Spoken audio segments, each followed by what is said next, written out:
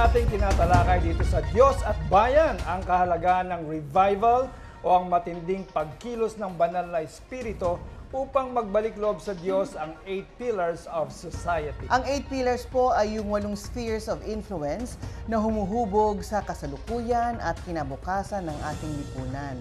Binubuo ito ng church, government, family, business and economy, science and technology, sports, arts and entertainment, at media. Noong mga nakaraang linggo, tinalakay po natin ang revival sa church, government, at family. Natuklasan natin ang kahalagahan ng pagsiklab ng revival sa mga sektor na ito upang ganap ngang mapanumbalik sa Panginoon ang ating bansa. Ngayon naman sa ating special New Year's episode, tatalakayin natin ang revival para sa ekonomiya. Hindi kasi maikakailang kapag malayang nakakakilos ang Diyos sa isang lipunan, ay kasunod nito ang pag-unlad at pag-asenso ng mga mamamayan. Bahagi yan ng pagiging isang blessed nation of God na ipinangako sa banal na kasulatan. Kaya't samahan niyo po kami sa pagsisimula ng taong 2024 dito lamang sa programang Patuloy na naninindigan sa katotohanan, katarungan at katwiran, Diyos at Bayan!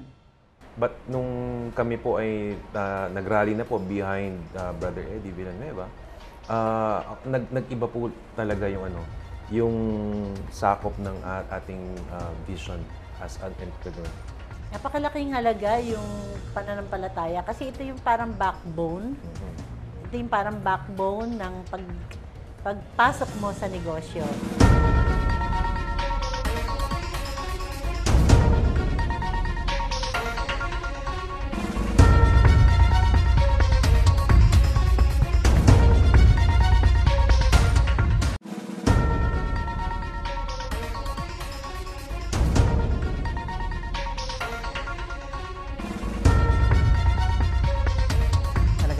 Today will be a glorious day. Ang sarap ng coffee. Sarap ng kape. Oh. Talagang glorious talaga. Glorious day. Nagbabalik po ang Diyos at Bayan sa ating pagpapatuloy ng ating special New Year episode. Tinatalakay natin ang usaping revival para sa ekonomiya. At para tulungan po tayong maunawaan ang kahalagahan ng revival para sa ating ekonomiya, lalo na ngayong bagong taon, ay makakasama natin ang owner ng Glorious Industrial and Development Corporation, Stevia Company, at siya rin ang naging 2017 Most Outstanding Bulacan Businesswoman, walang ibang kundi si Miss Aud De Leon. Kasama rin natin ang isang real estate entrepreneur for 20 years at licensed real estate broker, si Mr. Ace Aguilar. Yan. Happy New Year po sa inyo. Happy glorious New Year po sa Happy inyo. glorious New Year. And welcome to Diyos at Bayan. At dito, sa lugar ng Carilagan Stevia Farm. Thank you very much for welcoming us into your farm. At ito, nagkakapi-kapi kami. The best glorious coffee. Bago po natin laliman ng diskusyon tungkol sa usaping revival para sa ekonomiya, bigyan niyo lamang po kami ng kaunting background. Ano po, si Brother Ace at saka si Sister Au. Paano po ba kayo pumasok? At bakit kayo pumasok sa pagnenegosyo? Kailangan bang ikaw ay Christian entrepreneur? O kayo ba'y naging Christian entrepreneur kaagad nung inyong pong nilusong ang business o entrepreneurship? Si Sister Au po muna. Nag-start ako mag-business at the age of 28. Siguro out of siyempre, yung pagiging mother mo na gusto mong tumulong sa pamilya, tumulong sa parents, kaya baon-baon ko yung inspiration from my parents. Kaya sinubukan kong mag-business. Ayan. Negosyante rin po ang magulang ninyo? Hindi. Hindi po. Tinuruan lang nila akong maging negosyante. So parang kayo nauna sa pamilya ninyo? Pinagtinda nila ako ng bayabas at patola. Ay, masarap naman kasi. So doon kayo nagsimula, pero paano nyo napalago na ngayon ho ay napakalaki na ng inyong negosyo? Nagsimula kayo sa bayabas at saka patola. Masarap isigam.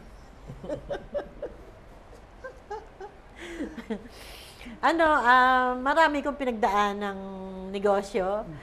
Embroidery kasi from Bulacan. Tapos, nung isarado, nag-business ako ng chemicals. Nasunog naman yung warehouse. And then, bangon ulit. gumawa ng mga cleaners and detergents.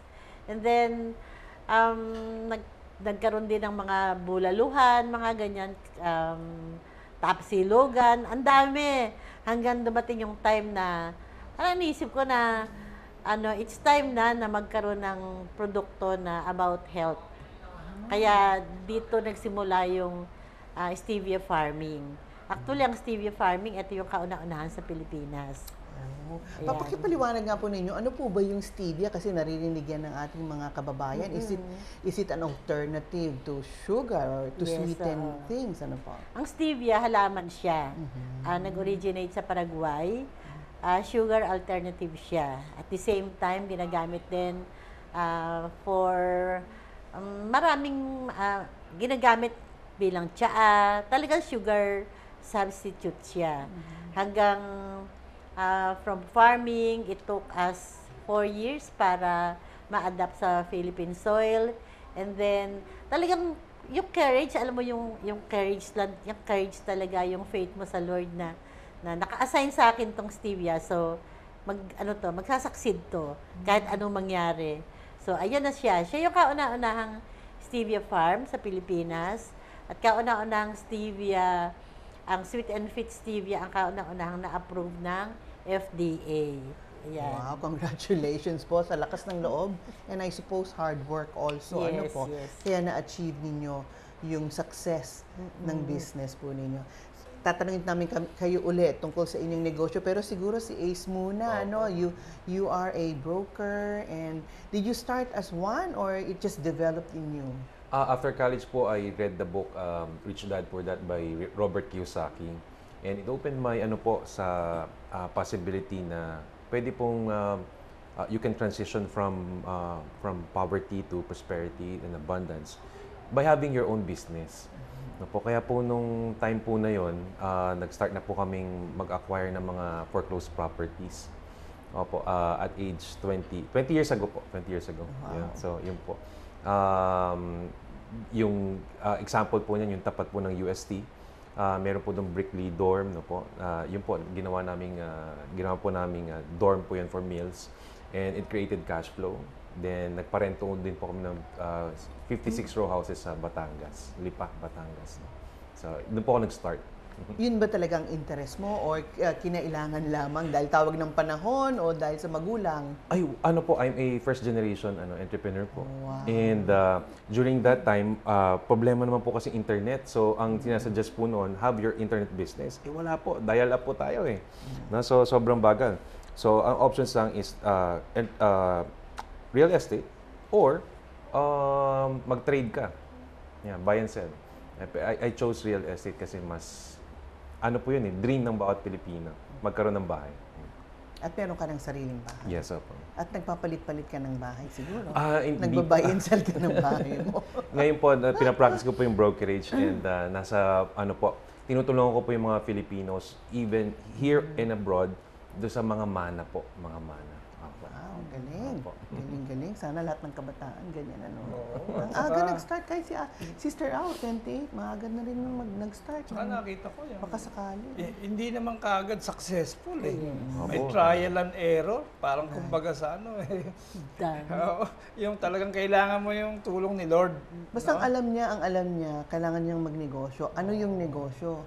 At yun, napusuan niya at natuntunan niya something that is inspiring at saka authentic at saka bagong-bago, ano? Kayo lang siyang nauna, no? At ito namang si Ace, 20 years old, nagsimula ka ng negosyo. Ang galing. Pag unang pasok niya, siya naman okay kaagad.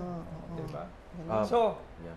So, lahat ng Kristiyano ay may kanya-kanyang papel na ginagampanan sa karya ng Diyos. At madalas pwedeng gamitin ng Panginoon ang propesyon o bukasyon ng isang individual para sa isang dakilang misyon. Sa palagay ninyo, ano ba ang papel ng mga Kristiyanong negosyante sa pagpapalaganap ng Ebanghelyo?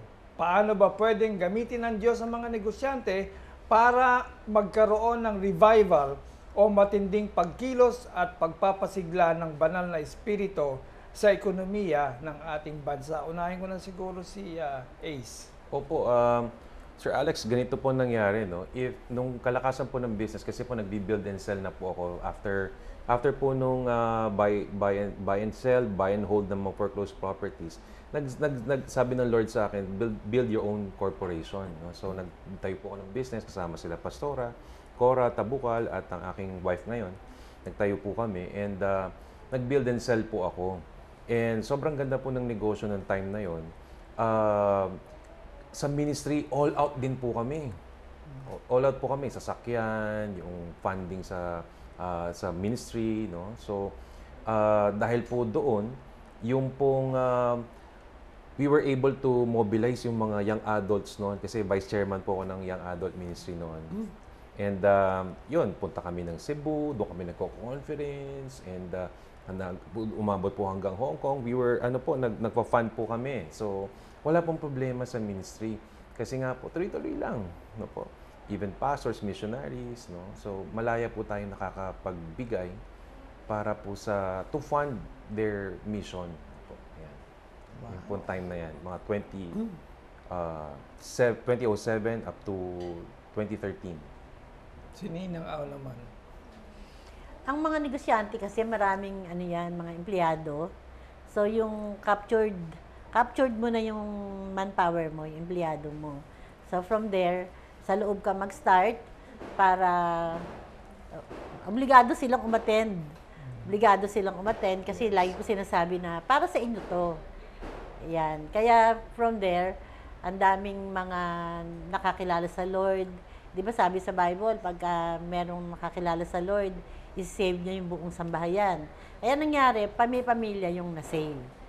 So, yun. And then, pinapagamit namin yung aming mga, yung opisina, pinapagamit yung tahian kasi sa embroidery para doon magkaroon ng Bible studies hanggang unti-unti. Hindi ko na namamalayan na meron palang mga calling yung mga tauhan namin. Kaya sila ngayon, marami din ang naging pastor sa kanila.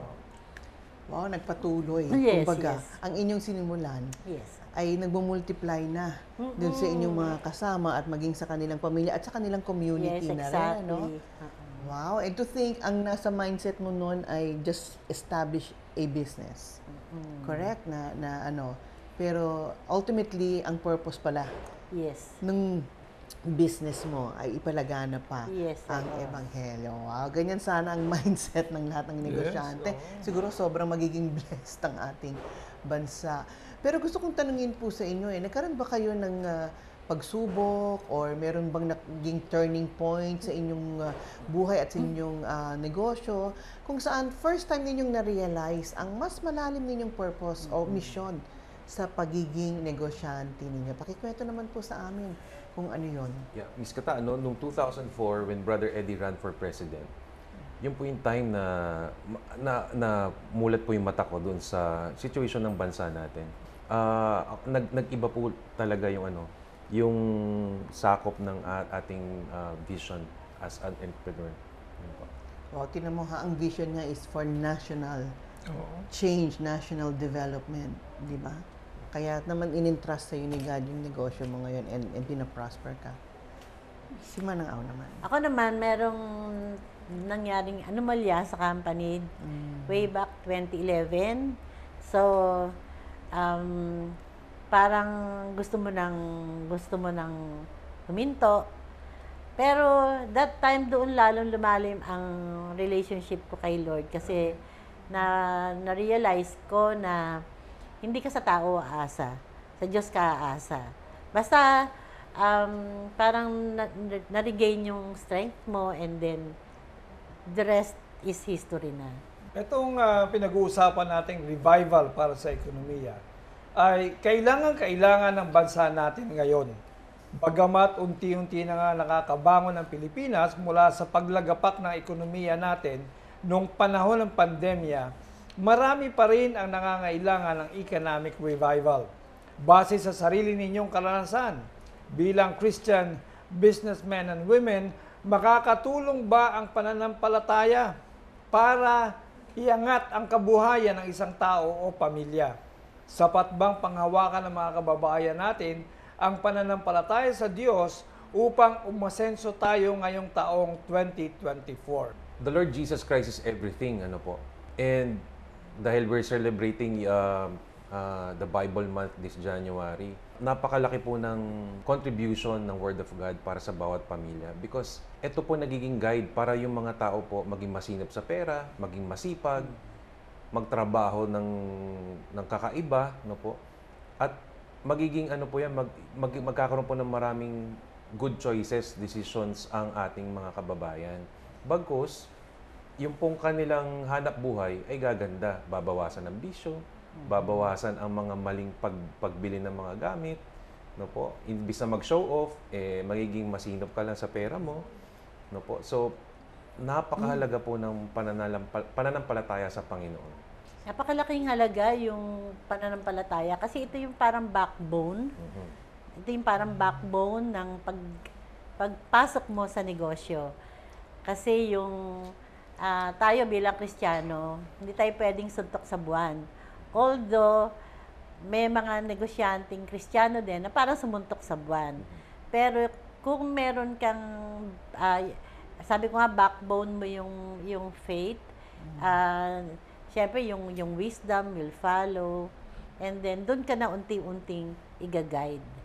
Ace, you wanted to add something Yeah, to that? I want to add something na po. And every time you pray, no po, every time you pray, kasi iba-iba po yung situation ng businesses eh. Ayan. Pero ano ba yung mga maaring hadlang na pwedeng maging dahilan para hindi naman maranasan ng isang individual ang revival o yung matinding pagkilos ng Diyos sa kanyang buhay pinansyal at kabuhayan? Meron bang mga deterrents dyan, mga challenges, problema na hindi niya ma-experience ang blessing ni God? Sister Al. Sa akin, siguro yung marami kang reservations. Yung what if, yung mga doubts. What if, parang ganyan. Marami kang reservations. Kasi naniniwala ako na ang prayer ko kasi, pinapractice ko palagi, Lord, if it is your will, you fan the flame in my heart. If not, you water it down. So pag winoter down niya yon, wala nang usapan doon. Pero pagka yung he fan the flame in my heart, yun, dire-diretso na yun. Wow. So, yun pala. No? Yun ang guide. Lord, kung hindi mo kalooban to, alisin mo na lang. Yes. Or put the passion in me. Yes. Kung talagang this is from you. If not, parang yung ano yun eh, Lord, open the door or close the Close it. door. Kung hindi ito yung intention mo para Yes. sa akin. Madalas po kasi yung mindset, no? Yung mindset po na binigay sa akin tong vision na to, kailangan ituloy ko. And gusto ko po sabihin sa mga viewers natin na yung pong vision ng Lord, hindi po yan basta-basta. Yan po ay basta na ibibigay lang na pagkatrabaho mo, bless ka na. So ipaglaban mo yung vision ng Panginoon sa'yo. And yung sinasabi nga po ni Miss Au kanina, 1% of doubt, you're out. Yeah. So, wag ka dapat magdududa sa sinabi ng Panginoon sa'yo. Siguro magdagdag lang ako, Yes po. yung stevia farming, yung stevia venture, parang bago siya eh. Wala pang stevia farm sa atin. Hindi kilala ng mga Pinoy yung stevia. Pero alam ko in my heart, parang it's between me and the Lord, at the back of my mind, by faith, alam ko na may mangyayari. Kaya kahit ano ang pagdaanan, kahit gaano kahirap, walang ano sa akin, hindi ako huminto. Kasi naniniwala ako, dadalhin ako ng Diyos kung ano yung inassign niya sa akin, dadalhin niya ako doon. Amen. Kahit may kahirapan o Ay, may oo. na-encounter kayong challenges, ano, Yes. dahil malinaw yung vision Yes. na binigay sa inyo ni God, pati guidance niya kasama niya. Yes. Kahit one step at a time, makakarating rin kayo. Exactly. Wow, galing naman. Well, nabanggit natin yung mga hadlang. Yung bang mga hadlang na yun, pwede rin kaya natin gawing mas malawak ang application. Posible bang ito rin ang hadlang sa economic prosperity ng ating lipunan at ng ating bansa? Para sa akin po, yung pagdududa po sa gobyerno, pagdududa po sa mga outcome, kaya po yung mga tao hindi po nag-all out eh. Nagiging ano po sila, hesitant eh. Sa mga negosyante, hindi rin po lalo na yung mga investors po, hindi sila makapasok dito because there's doubt. And siguro po, on a scale, Sir Alex, mahaba po kasi yung process eh. kung economic na po, dahil hindi lang po negosyante, nandiyan po yung mga politicians. Yung sinasabi nga po 8 pillars, I'm so thankful to the Lord na ito po yung topic natin sa Diyos at Bayan. And doon po, pag naging synchronized po yung 8 pillars, that's the time that we are going to experience economic revival. Parang yung sinasabi mo, kailangan din yung gobyerno, tama yung mensahe na kinu-communicate nila sa mga investors. Yes po. Di ba? Kasi kung Yes if po. they would paint the business in a bad light, antimano, you're sending red flags sa mga investors. Yes po. And isa po dyan sa maling sa business, no po. We have the highest rate sa energy. The energy cost is so high. Ba't papasok ang manufacturing sa atin? So, yan po ang sa business. Let's pray na bumaba po yung energy cost sa business kasi hindi po papasok dahil ang mahal. Hanggang ngayon nga, tinatanong ko pa rin yan eh. Opo. Yes, sir. No, so, pag tumingin ka, pumunta ka sa neighboring countries natin, ang baba ng cost. Kaya po, flourishing sila. And we pray na, na yan po ay masolve yung number one problem sa business na yan. Yes, sir. On the other hand, pagka negosyante ka na, alam mo na, ito yung sa first part natin, di ba, may parang assignment. Parang pag alam mo na assignment mo to, regardless of, sabi mo nga, yung mga hindrances, parang, teka, didiretso ako kasi alam ko naka-guide si Lord sa akin. Hindi ko nahihintayin etong government or mga support. Yes. Oo. Basta didiretso ako, parang ganon. And I will support the government. Di ba minsan parang hintayin mo yung support ng government. Yes. Parang ikaw naman, I will support the government para dire-diretso ka. Kaya depende sa perspective mo. Parang regardless kung ano sila, basta ako ito yung tatahakin Yes. ko. Tuloy lang. Tuloy lang. Ano ba yung itinuturo ng Biblia sa atin tungkol sa pag-asenso po ng isang lipunan? Kasi meron po bang biblical formula or principle na nagtuturo kung paano ito pwedeng maranasan natin at ng ating buong bansa? Yeah, nagsisimula po yan sa ating mga Christians na po. Being a Christian country, if my people who are called by my name should humble themselves and turn away from their wicked ways, no po, makikita po natin yung pagkilos ng Panginoon. And makikita po natin yan sa bawat business, no po. Talaga namang kung ano po yung illegal, yun po ang nagpo-prosper.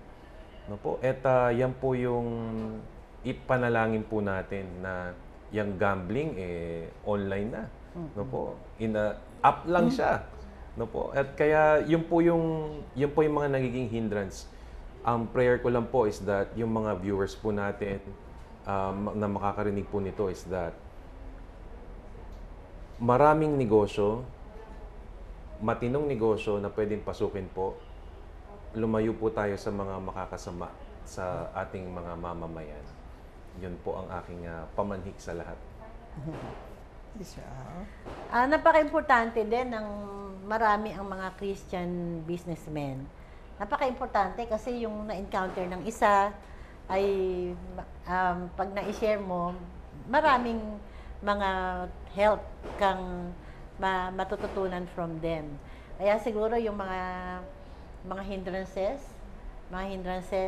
kung tayo ay solid, ang mga Christian community, ang laki din ng impact sa economy ng Pilipinas.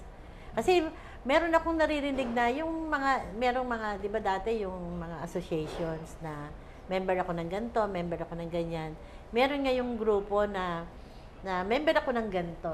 Parang very proud silang member sila nun. And ang feeling ko kaya sila very proud kasi nagsusuportahan sila. That's right. Kung ang mga Christian businessmen, merong mga organizations.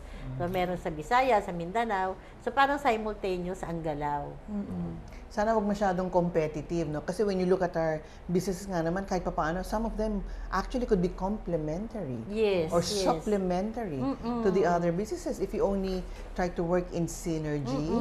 Di ba? I think we will be successful. Naalala ko yung scripture where there's unity, God gives the blessings. Yes, oo. Hindi ba? So it's important na maging united tayo. No, I think like you said, it should start with maybe with the Christians. Ano? Yes. Sana sumunod din yung mga hindi mananampalataya na nakikita nila that there's success. Yes. No, kapag if you do things righteously, following the word of God. Yes. Kagaya ngayon pong buwan ng January, it has been declared as the National Bible Month. Itong the whole month of January, and it's based on the word of God in Joshua 1:8 that God's word is a key to success and prosperity. Hindi lang success and prosperity, pero good success. Hindi po ba? Kasi nga naman, it's really, the Word of God is like a manual. Di ba? Like, when you buy equipment, di ba? Appliances, may kasamang manual yan, how to operate.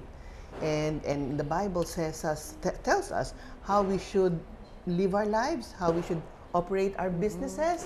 Di ba? And then, we can be guaranteed success. Ayan. So, ngayong buwan ng January, let's read our Bible. Hindi lang sana tuwing January, but it's a good time for us to celebrate the Bible. Ayan po. Huwag po kayong aalis dahil magbabalik pa po ang Diyos at Bayan makalipas lamang ang ilang mga paalala.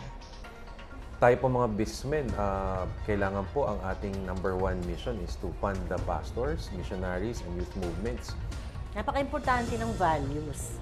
Kasi as Christians, you parang you practice what you preach. Pagka dyan ka nag-fail, wala nang nakikitang difference ang Christian at saka non-Christian.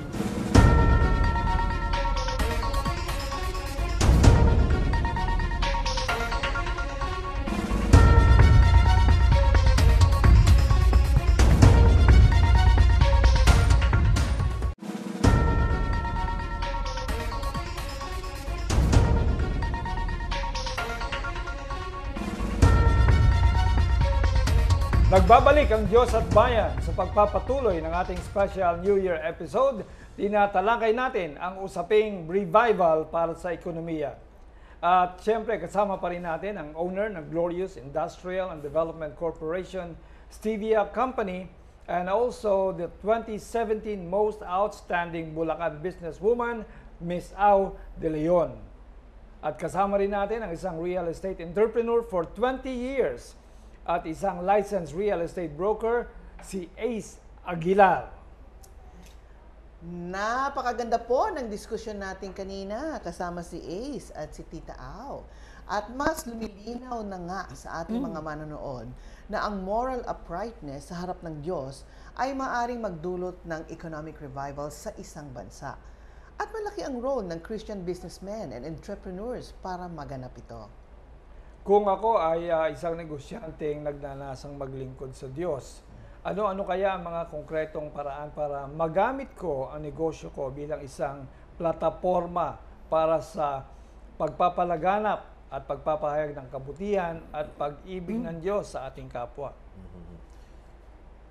Una po sa ministry, yung pong tayo po mga businessmen, kailangan po ang ating number one mission is to fund the pastors, missionaries, and youth movements.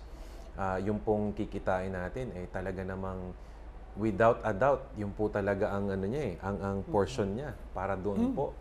And yung po yung micro level na po pagdating naman po sa macro, tuloy-tuloy po ang ating pagbibigay ng generously, doon sa mga doon sa mga taong kailangan with the same vision that you have. Okay, sharing your blessings, no? At saka yung nag-iikapu din, Opo, sa simbahan, tithes, yeah. balik. Yeah, ibalik. Kasama yun sa, I think, sa God's economy. Yeah. No? Yung sowing and reaping and tithing and giving to the storage of the Lord God para ibalik niya ng siksik-liglig umaapaw ang kanyang blessings. Tama si Ace kasi pag ikaw ay Christian businessman, ang talagang goal mo ah, kasama talaga, kasama yung serving God through yung mga resources na binless ka. Kasi sabi nga, if you cannot go, you send. You send and you pray. Kaya the more na binibless ng Lord, the more talaga na maraming nasusuportahang ministries. Magandang nabanggit nyo, no? Kasi the Lord blesses us with resources. It's not really just for your own pleasure, Yes, di ba? yes. But also to share and to expand, no? To multiply those resources as much as possible for the benefit of many, hindi po ba? But what sets a Christian businessman apart from other businessmen, no? May kaibahan po ba yan? O pareho po ba yung mga prinsipyo na pinapractice ninyo? Ano po ba yung mga halimbawa ng mga prinsipyong Kristiyano na maaaring isabuhay naman ng mga negosyante upang maging mabisa silang patotoo sa mundo ng pagnenegosyo at for them also to succeed in the right way, you know. Sometimes kasi when we measure success not just because of the multiplication or the amount of money they have, no, but actually with how they influence society and how they can lead to the transformation of our society. Napaka-importante ng values. Kasi as Christians, you parang you practice what you preach. Pagka dyan ka nag-fail, wala nang nakikitang difference ang Christian at saka non-Christian businessman. And then alam mo yung mga tao na binigay sa iyo ng Lord, ano mo yan parang captured. Sa term kasi ng mga businessman, parang captured mo sila, wala silang magagawa. So parang privilege mo naman na talagang ilapit sila sa Panginoon. And the fact na you practice what you preach, yung values ng pagiging Christian set the difference between Christian and non-Christians, even in the eyes of your employees. Sa pagiging Christian businessman po, yung pong aking pinapractice po is that you take care of your supply chain. No po, wala kang ikakat dyan just to wala kang tatanggalin dun sa supply chain mo para lang makatipid ka, no? Gusto ko pong alagaan yung buong members ng aking mga supplier, contractors, mga engineers, geodetic engineers, architects, mga civil engineers na po. That's how yun po yung pinagkaiba naman, no? Unlike yung iba po na practice is that sige, tanggalin na natin to para lang makatipid tayo. Minsan po nagsasacrifice po tayo ng a little cost, no? Para lang po yung buong grupo ay masaya, no po. Even in my team, no po, ganun po yung ginagawa namin. So, hindi talaga sagot yung cutting corners. Walang shortcut. Even yung mga shortcuts po. Tsaka yung in the area of paying taxes. Yes. Apo. How honest should we be? Hindi po ba? Do we really pay our taxes in full in spite of lack of services that we see or parang kulang yung public service yata ng gobyerno, ibibigay ko pa ba dyan?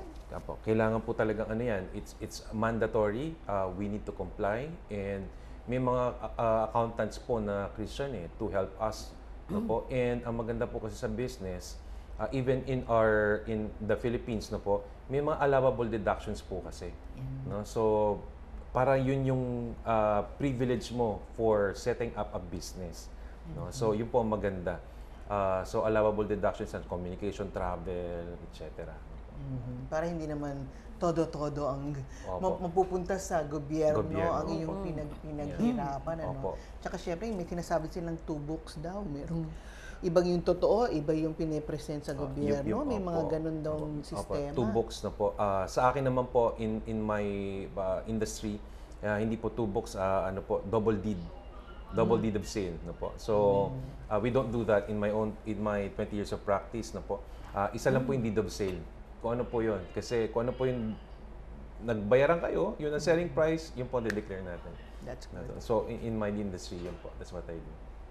Well, sa anong paraan naman maaaring maging daan ng pakikilahok ng mga Kristiyanong businessmen sa ekonomiya upang dumanas ng economic revival ang ating bansa? In a way na by stir up din yung multiplication chain ng business dun sa maliliit.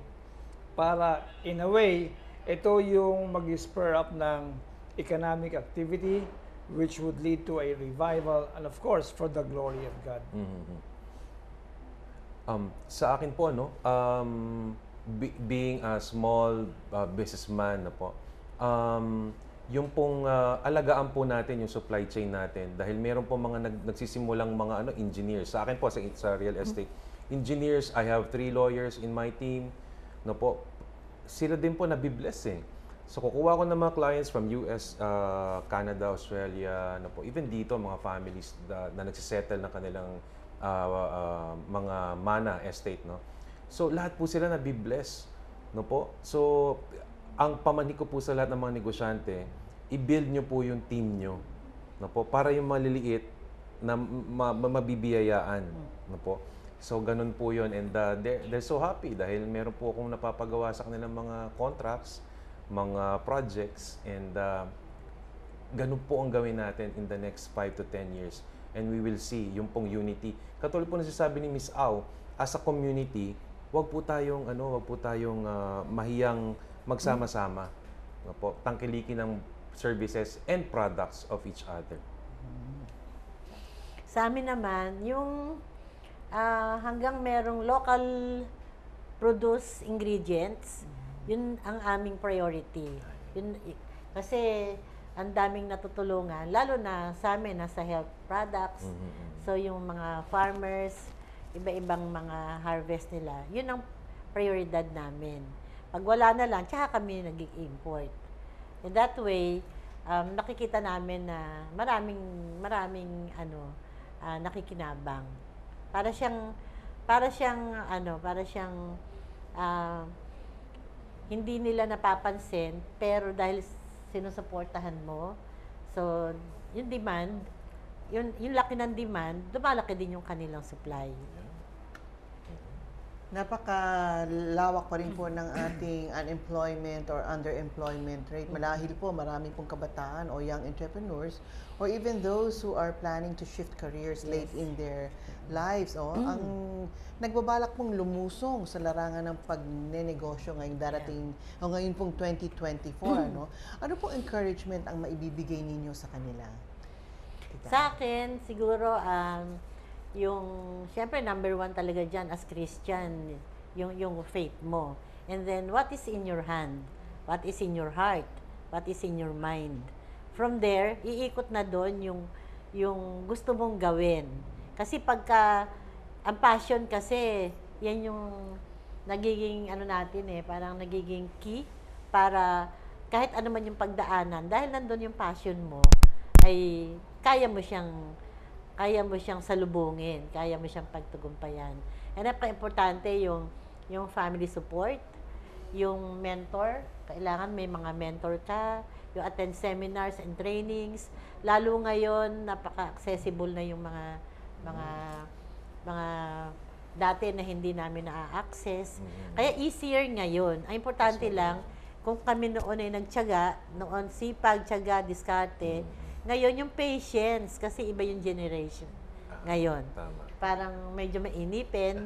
Kaya kailangan yung patience doblehin. Yung preparedness, napaka-importante. Oo nga, kasi mga kabataan ngayon, mabilis magpalit.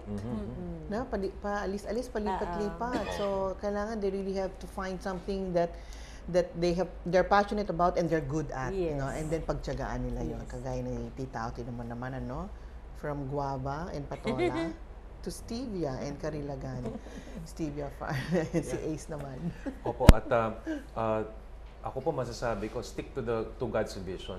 Whatever happens. Kasi po, ang vision hindi po galing, hindi po yan binibigay sa ibang tao. Hindi yan binigay sa mother mo, sa father mo, or sa girlfriend mo ngayon, o sa asawa mo. God gave it directly to you. And whatever happens, stick to that, fight for it, at wag kang Ngayon kasi ang problem po, Miss Kata, Sir Alex, no, yung instant gratification. Nag-start akong mag-business kailangan meron na tong resulta. No po? Magtiyaga po tayo. Huwag kayong mag-give up right away. Kasi ang kaaway, hindi bibigay sa'yo ng ganun-ganun lang yung gusto mo na mamiti, which is financial freedom. He will not give it to you simply because you will give tithes, you will give donations to the poor, you will support the ministry. Hindi kanya bibigyan ng pagkakataon na umangat sa buhay. So, you need to fight for that vision. It will take 3, 5 years, 10 years, so what? Ano po? So, give it all you can. Ano po? Wow. May natutunan ako doon. Saka, Thank you so much. iba siya magsalita. Talagang may determination at saka meron siyang pinanggagalingan. Ilang core taon ba values. para maging presidente ng Pilipinas? Siya. 45 yata, pwede na. No? Hindi, nakikita ko sa kanya, magiging may-ari siya ng mall Wow. Thank you, Lord. Yes, and amen to that. Amen. Si Ninang Aw naman, nakikita ko magkakaroon ng estatwa. Oh, wow. School of Entrepreneurship. Oh yes, amen to that. Oo, kasi sinimulan niyo na po, di ba? Oo. Nag-share Tapos na may kayo kalabaw sa- yun. Kasi Prophetic doon gesture nagsimula ba yan? Yes po. May kalabaw yun sa gilid. Kasi yung kalabaw ang ng inspiration ng father niya. Anyway, we're so happy We're that blessed. you have shared your time with us. Napakaganda ng inyong mga share. Ako natutuwa ako bihira ako nakakarinig ng ganitong mga pananalita, no? Kasi alam niyo naman, pag may kinakausap ko, problema sa ganon. Tinuro niyo ngayon, come what may. Dapat, hindi kayo Fight. matitinag. Saka, Stick to the vision. itong Stick to si the vision. Ace, ngayon lang ako nakarinig na yung stick to the vision. Bihira yan kasi iba, ala chamba lang Diba? Pag Meron siya nanghihina talaga. lang ng loob, ayaw na. At naniniwala ako na ibibless ka dahil inuuna mo si Lord. Yes. Okay? So tayo po ay manalangin. Dear Heavenly Father, we thank you, Lord God, for our guest. Thank you for the inspiring lessons that we have learned from them. Nawa, Panginoon, ito ay tumimo rin sa kaisipan ng mga may pangarap na magnegosyo. At salamat, Panginoon, sapagkat tunay nga, Lord God, kayo ang Father of Success. At the same time, Lord God, alam din namin na nandyan ang kaaway. Kapilit, Panginoon, na nililimitahan ang sambayan ng Pilipino upang magkaroon ng limitasyon. Kaya, Panginoon, in the name of Jesus, I break all strongholds, Lord God, demonic strongholds and demonic social structures, Lord God, that becomes an enemy of our businessmen. In the name of Jesus, I declare an economic shift, Lord God. Yes. Yung peace and order, Panginoon, ay lumaganap. At ganoon din, Panginoon, I declare, Lord God, that there will be an ease of doing business in the Philippines. Amen. Lord, lahat ng red tape, in the name of Jesus, we bind them and we break them in the name of Jesus. Lord God, we rebuke the culture of corruption in business, Lord God, in the Philippines. And most especially, Lord God, I pray for an economic shift, Lord God, sa aming mga a shift in the mindset of our youths and aspiring entrepreneurs, Lord, na magkaroon sila ng negosyo, Lord God, ng mga kabataan namin, Panginoon, magkaroon ng passion for startup business, hindi na yung mga lumang nakagawian. In the name of Jesus, I pray that God will do a new thing in the Philippines, Lord God. Salamat po because you are raising men and women, Lord God, of extraordinary intelligence, Lord God, talents, Lord God, and passion, Lord God, for the country. Sapagkat, Panginoon, kapag kayo po ang naghahari, when righteous people are in leadership, in governance, Lord God, the people exalt. Salamat po, Panginoon. Pagpalain niyo ang dalawang ito. Pagpalain niyo mga viewers na. Pagpalain niyo, Panginoon, ang Light TV dahil sa mga programang ganito. At lalo na po ang aming vision keeper, si Brother Eddie Villanueva. Salamat po, Panginoon, sa pangalan ni Jesus. Amen. Amen. Amen. Amen. At sumayin nyo ang ating special New Year's episode ng Diyos at Bayan. Maraming salamat po sa inyong patuloy na pagtangkilik kahit ngayon po ay 2024 na tayo. Alright, thank you Alex. Dalangin po namin na mapuno ng siksik, liglig at umaapaw na pagpapala ang taong 2024 para sa inyong lahat. Ako pong inyong likod, Kata Inocencio. At ako naman po, si Alex Tinsay, nagsasabing magkita-kita tayo muli sa susunod na linggo para talakayin ang kahalagahan ng revival sa iba't ibang sektor ng ating lipunan. Sa ngalan ni Brother Eddie, kami po si Alex at Kata. Dito pa rin po sa programang patuloy na naninindigan sa katotohanan, katarungan at katuwiran. Diyos at Bayan! God bless you more! Bless you more. Happy See New you Year. next time. Happy New glorious Year. New Year. Diyos at Bayan would like to thank Karilagan Stevia Farm Cafe, Glorious Industrial and Development Corporation, the Stevia Company,